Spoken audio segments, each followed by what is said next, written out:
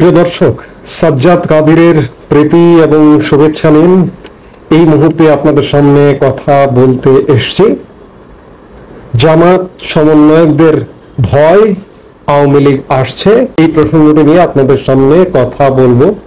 আপনারা গত দুদিন আমার আলাপ শুনছেন শুধু পাক ভারত যুদ্ধ, পাক ভারত পরিস্থিতি, সাথে বাংলাদেশ কি হবে এ নিয়ে। কিন্তু বাংলাদেশে যে বড় ধরনের পরিবেশ পরিস্থিতি বা পরিবর্তন ঘটে যাচ্ছে সেগুলো নিয়েও একটু আলাপ করা দরকার। তাই পাক ভারত যুদ্ধের মাঝেও সেই আলাপেও এলাম। আপনারা গত দুদিন ধরে জামাত এবং সমন্বয়কদের ভীতিকর সব ফেসবুক স্ট্যাটাস নিশ্চয়ই দেখছেন।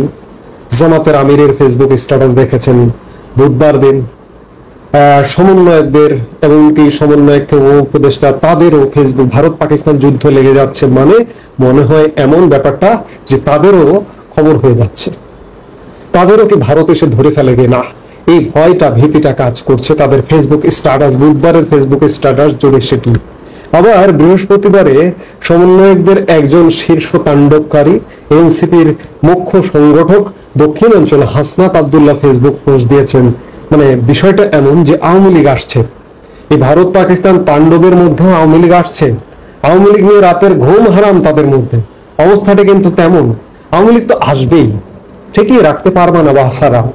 কারণটা হচ্ছে গত 9 মাসে তোমরা যে কর্মকাণ্ড করেছো, আওয়ামী লীগ 16 বছর কেন 1600 বছরে এত অপরাধ অপকর্ম করবে না। আওয়ামী লীগ 16 বছরে যদি কিছু ভুল ভ্রান্তি থাকে সেগুলোকে আমরা জনগণ মাফ করে দেব। তাও তোমাদের মতো অত্যাচারী এই বাংলাদেশ থেকে বিনাশ হোক, আমরা সেটাই চাই। গতকাল বৃহস্পতিবার হাসনাত আব্দুল্লাহ ফেসবুকে একটি স্ট্যাটাস দিয়েছেন, একটি না, গতকাল দিনভর একাধিক 3-4টি স্ট্যাটাস দিয়েছেন। এর মধ্যে খুব উল্লেখযোগ্য একটি ভীতিকর স্ট্যাটাস, সেটি হচ্ছে শুধু এই মাসে ভারতের গোয়েন্দা সংস্থা ও হাই কমিশন বাংলাদেশের সরকারি, বেসরকারি ও সামরিক পর্যায়ে অন্তত 23টি মিটিং করেছে। লিখে রাখেন, আওয়ামী লীগকে পুনর্গঠনের সুযোগ করে দিতেই উদ্দেশ্যমূলকভাবে বিচারের নামে কালেক্ষেপণ করা হচ্ছে। একটা পর্যায়ে গিয়ে বলা হবে, এক সময়ের জনসমর্থিত রাজনৈতিক দলকে নিষিদ্ধ করা আমাদের কাজ নয়। যার এজেন্ডায় গণহত্যাকারী আওয়ামী লীগের বিচার নাই, যার এজেন্ডায় আওয়ামী লীগকে নিষিদ্ধ করা নাই, তার সাথে আমরা নাই, আপনারা নাই। সমন্বয়ক হাসনাত আব্দুল্লাহ, আপনারা সরকারের সাথে নাই, আপনাদের সাথেও কিন্তু জনগণ নেই। আপনারা নিশ্চয়ই আলামত পাচ্ছেন আপনারা দেশটাকে কোথায় নিয়ে গেছেন। আপনাদের ভয়ের কারণ তো আছে। হ্যাঁ, 23টি মিটিং হতে পারে, 50টি মিটিং হতে পারে, আওয়ামী লীগ তো ফিরবে, ফেরবার তোড়জোড় চলছে। এভাবে একটা দেশ ব্যর্থ হতে পারে না, খুব শীঘ্রই ঘুরে দাঁড়াবে, সব আলামত সুস্পষ্ট। আর ভারত পাকিস্তান যুদ্ধ নিয়ে আপনাদের থরকম্প শুরু হয়ে গেছে। পাকিস্তানের পর আপনাদেরকে ধরতে আসছে ভারত। ভারত আমাদের এই ভূমি মুক্ত করেছিল 71 সালে। আজকে আপনারা দখল করে আছেন, দখলদার বাহিনী আপনারা। আপনাদের কাছে বাংলাদেশ যেমনি, বাংলাদেশের মানুষ যেমনি, বাংলাদেশের গণমাধ্যম যেমনি, আপনাদের থেকেও মুক্ত করতে আসছে, ধেয়ে আসছে। আলামত পাচ্ছেন কিছু, হয়তো কিছুটা আজ করছেন, যার কারণে এমন। ভারত যেমন আসছে, আওয়ামী লীগ স্বাধীনতা মুক্তিযুদ্ধে নেতৃত্ব দিয়ে বাংলাদেশকে স্বাধীন করেছে, ঠিক আজকে এই দখলদার বাহিনী থেকে মুক্ত করার প্রধান নেতৃত্ব দেবে আওয়ামী লীগ এবং তার সহযোগী হিসেবে কাজ করবে ভারত। পাকিস্তানে জঙ্গি আস্তানা উড়িয়ে দিয়েছে ভারত, উড়িয়ে দিচ্ছে, এই যে প্রতিনিয়ত চলছে। বাংলাদেশেও জঙ্গিদের বিনাশ করবে আওয়ামী লীগ এবং ভারত। অথচ দেখুন আপনাদের কত সুযোগ ছিল, আপনারা একটা পুরনো ব্যবস্থা, পুরনো মানধাত্তার ব্যবস্থাকে সরিয়ে সুন্দর সুষ্ঠু নীতি আদর্শের জায়গা প্রতিষ্ঠা করতে পারতেন, সেটি পারলেন না।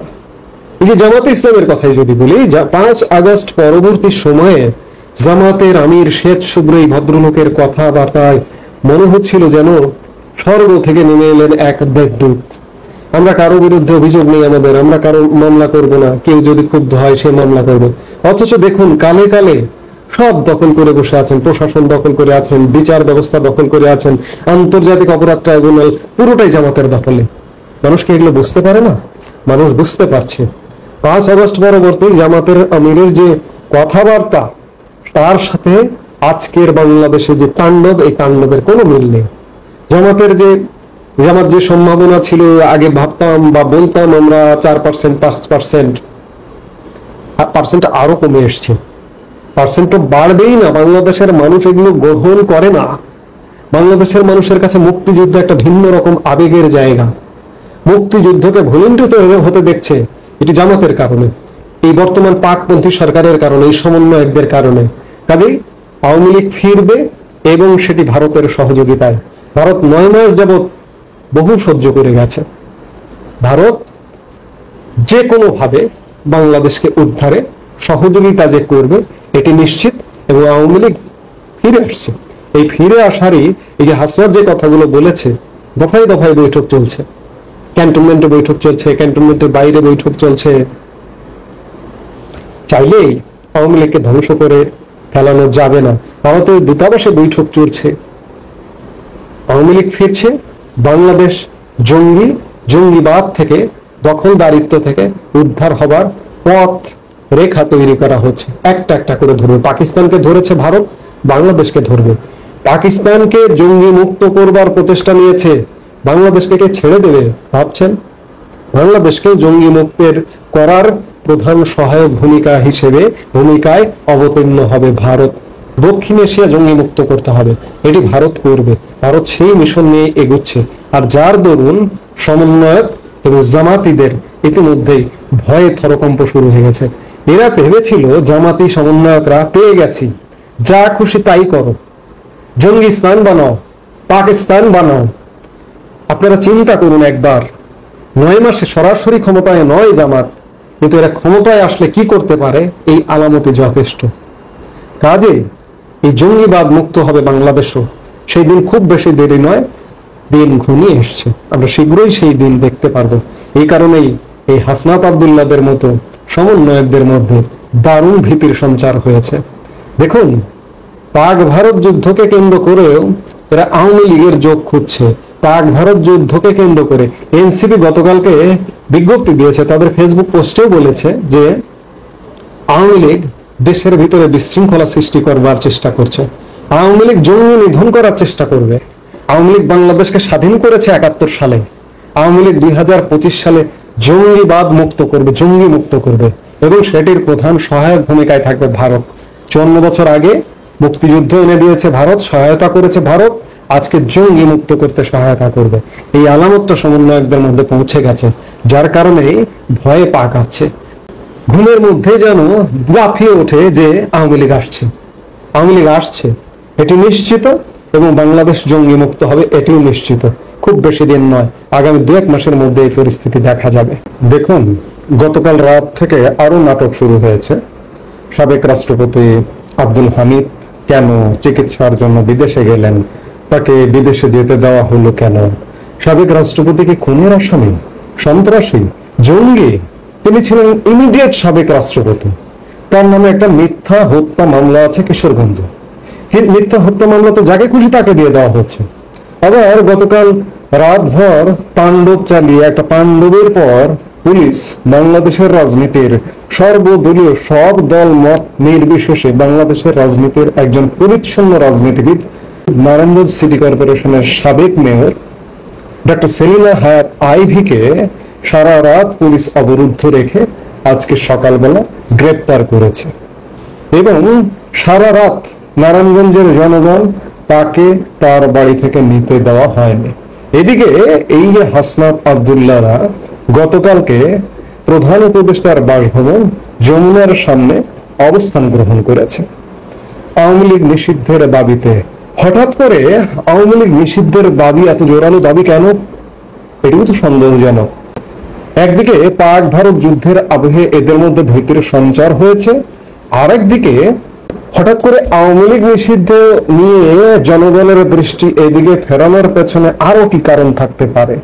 আরো যে কারণ থাকতে পারে সেটি হচ্ছে যে সূত্রের বরাত দিয়ে, বিশেষ করে ভারতীয় গণমাধ্যমের সূত্রের বরাত দিয়ে বলা হচ্ছে যে রাখাইনে সামরিক অভিযানে ঢাকায় 4 সদস্যের মার্কিন বিমান বাহিনীর একটা দল এসছে 8 মে, এবং এই দলটি মার্কিন যুক্তরাষ্ট্রের কার্গো বিমান, অস্ত্র ভর্তি কার্গো বিমান আসবার, গ্রহণ করবার, রিসিভ করবার জন্য এটি এসছে এবং এই কার্গোগুলোর অস্ত্রগুলো রাখাইনে চলে যাবে মিয়ানমারের।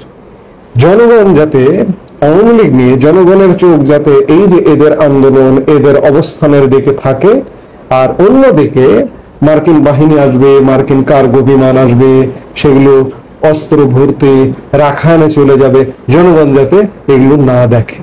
এই জন্য হয়তোবা এই মুহূর্তে হঠাৎ করে আওয়ামী লীগ নিষিদ্ধের একটা ধোঁয়া তুলেছে, এমনটাও হতে পারে। অর্থাৎ সবকিছু মিলে এমন একটা নাটক, এমন একটা ষড়যন্ত্র চলছে। আমি অবাক হয়ে যাই, আওয়ামী লীগ নিষিদ্ধের দাবি করে কারা? যারা আজকে দেশ ধ্বংস করছে তারাই তো নিষিদ্ধ হবার দাবি ওঠা উচিত, এতদিনে দাবি ওঠা উচিত। তবে সেদিন আর খুব বেশি দূরে নেই যে এরাই নিষিদ্ধ। এবং আওয়ামী লীগ নিষিদ্ধের দাবি যারা করছে তারা সব, আপনি দেখবেন বিএনপি তো যায়নি এই আওয়ামী লীগ নিষিদ্ধের দাবি করতে। এই যে যমুনার সামনে জামাত থেকে এসছে, এরা কারা? এরা সব বাংলাদেশের স্বাধীনতা বিরোধী। এরা বাংলাদেশকে ভাগ যোগ দিয়ে খেতে চায়, মার্কিন যুক্তরাষ্ট্রকে প্রয়োজনে ভাগ যোগ দিয়ে খেতে চায়। এরা তারা মধ্যপ্রাচ্যের বহু দেশ মার্কিন যুক্তরাষ্ট্রের জন্য সামরিক ঘাঁটি পেতে দিয়েছে, রেডি করেছে। এরা এই জামাত জঙ্গি গোষ্ঠী প্রয়োজনে মার্কিন যুক্তরাষ্ট্রকে এখানে বাংলাদেশের শেয়ার দেবে, তবুও এরা গেড়ে বসবে। বাংলাদেশের মানুষকে এগুলো বুঝতে হবে। সেই জায়গা থেকে আওয়ামী লীগ নিয়ে, দেশ নিয়ে একটা গভীর ষড়যন্ত্র হচ্ছে এবং ষড়যন্ত্র তারা করছে, আবার আর একদিকে ভয়ে ভীত সন্ত্রস্ত, বিশেষ করে পাক ভারত যুদ্ধ নিয়ে।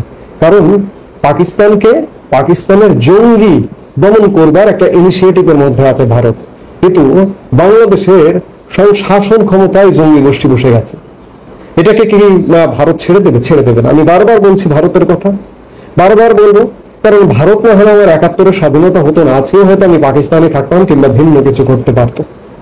সেই জায়গা থেকে আজকে 2025-এর মুক্তি ভারতের মাধ্যমে অর্জিত হবে। এই মুহূর্তে এ পর্যন্ত সবাই ভালো থাকুন, সুস্থ থাকুন। আমাদের ভিডিও